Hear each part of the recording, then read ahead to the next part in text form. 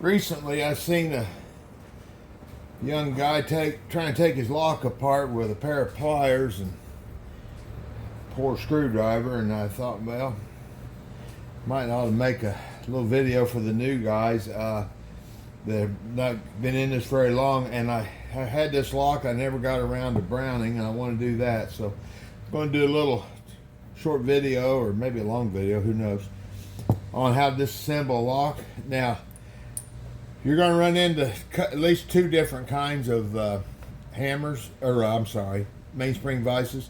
This is the most common one you'll see around. This is one that Jim Chambers came out with a few years ago. It's very adjustable. You'll see it's got three different places that you can move the screw to. This will take care of all your mainsprings and all your frizzen springs.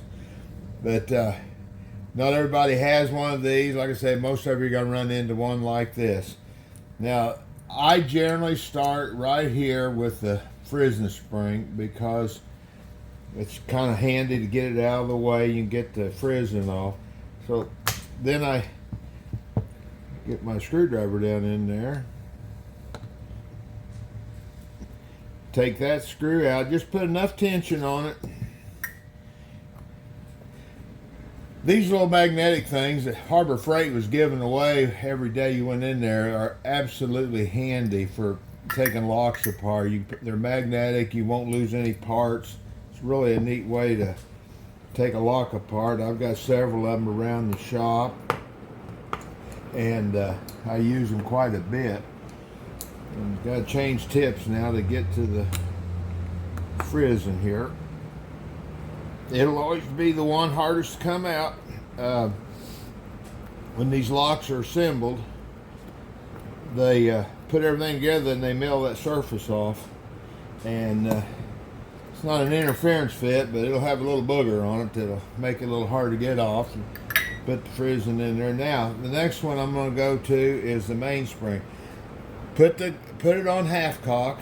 That gets you a long way toward where you want to be. Then you can put the mainspring vise on there.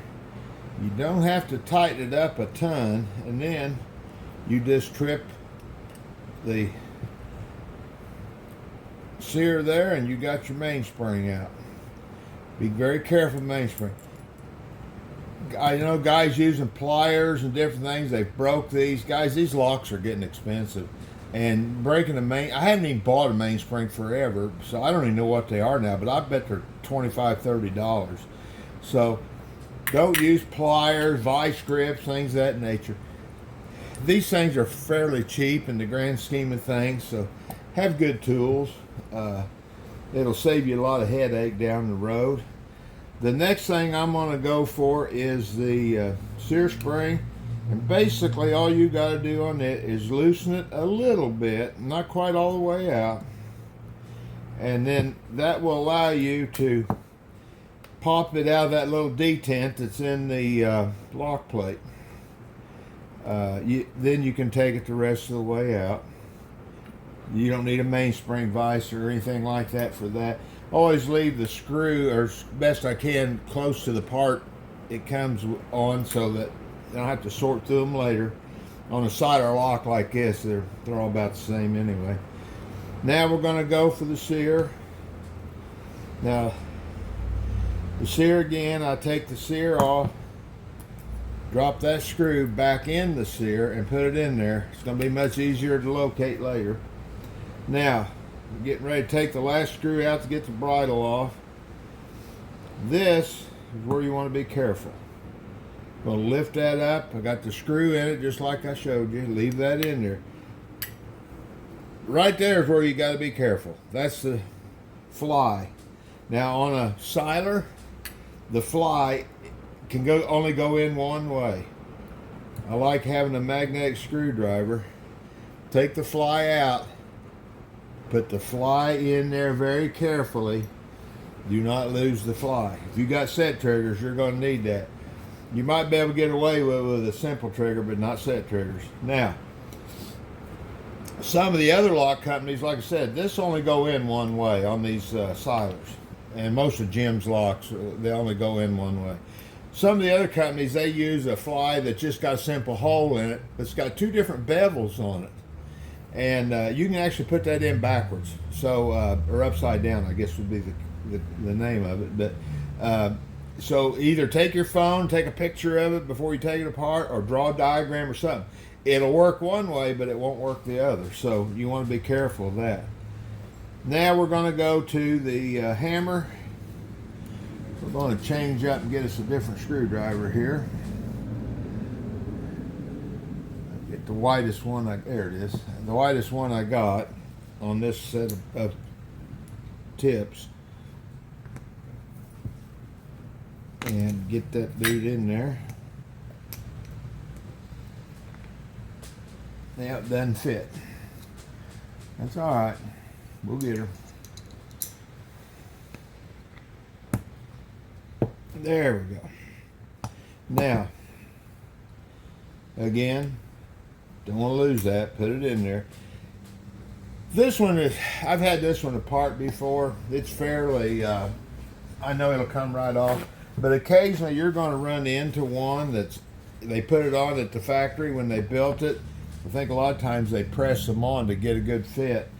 If you run into that case, take just a little drift like this and just give it a couple taps, and you'll work that thing loose. That's a little tighter than I thought it would be. So let's hit it again. There we go. Now, if you get a real tight one, what you can do is lay this with a couple blocks under each end and take the hammer and the drift and tap it and push it out. Don't beat on it any more than you have to, and be very careful because you don't want to wreck those threads down in there. So just a small drift like that will fit down the bottom, won't booger up your threads, and you'll be back in business. Now, I don't know. I'm not going to take the pan off of this. I'm browning it. I'm going to clean it all up and brown it all at once. That's actually the best way to do it. If this is a percussion lock, of course, you wouldn't even have that. So we're going to do it, leave it alone, do it just like that. Last thing we'll do here, we'll get the hammer screw off. Now, get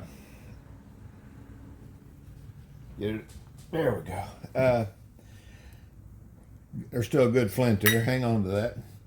I don't do it on every lock, but if you do a lot of primitive shooting, I've actually drilled a hole right through there, and in my shooting bag or whatever, I'll carry, rather than carry a screwdriver, or maybe a screwdriver's not all that handy, I'll carry a small pin or a nail or something like that I can stick through the hole and tighten and loosen this.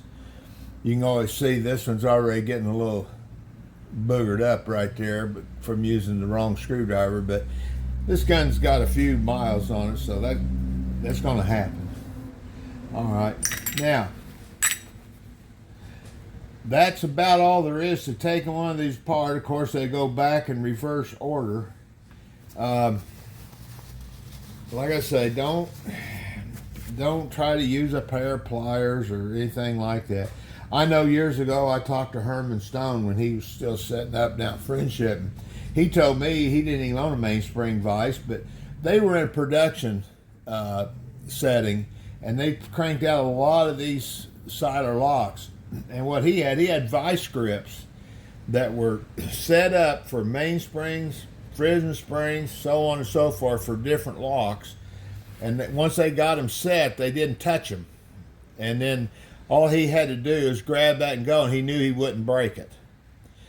You don't have that option probably, so just use a mainspring vise. It's a good way to go. I don't know what these run now. I'm going to guess you can get one for around $10, maybe $15. These are a little pricier from Jim, but they are a very good mainspring. Like I showed you, you can move this around for different size locks or mainsprings on locks, and it'll do all the big ones, from the great big Queen Anne locks, or like your Brown Besses and stuff, all the way up to the smaller Silers and L&Rs. So if you have the wherewithal to do it, if you're going to be in this trade for a while, this is a great mainspring vise to get. Okay, guys, I guess that's it. I'm going to clean these parts up and start browning them. Who knows? I might even do a video on that. We'll see. But anyway, thanks for coming by.